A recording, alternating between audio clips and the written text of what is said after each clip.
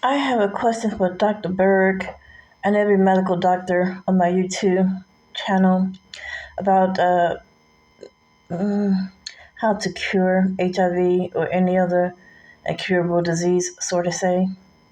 Okay, what happened was the medical records of mine that I'm getting ready to tell you about can be found at the University of Chicago Radiation Department in the approximate year of 1997. I was diagnosed with cervical cancer, a threat of cervical cancer because I was a smoker. And I was told that the cancerous cells were showing up. So I panicked. Excuse me, babe. So I panicked. And within the space of 3 days, I drank 8 ounces of white vinegar a day because vinegar can thin out anything.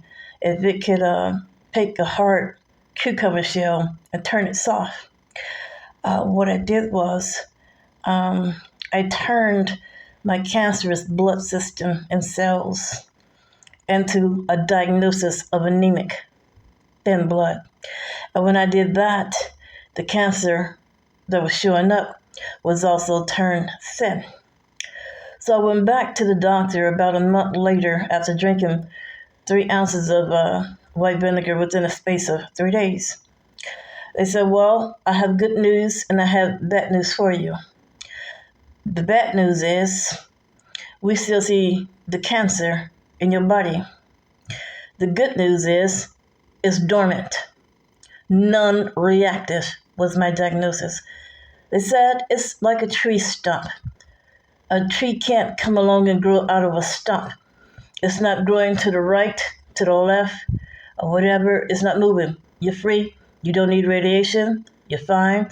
So basically, a non-reactive diagnosis, pretty much, baby. Sorry, didn't mean to call you baby, sir. Sounds like a cure to me. And that was in the year, approximate year of 1997. You're a doctor, you have a license. You can pull my records from the radiation department. The story I'm telling you is true. Yeah.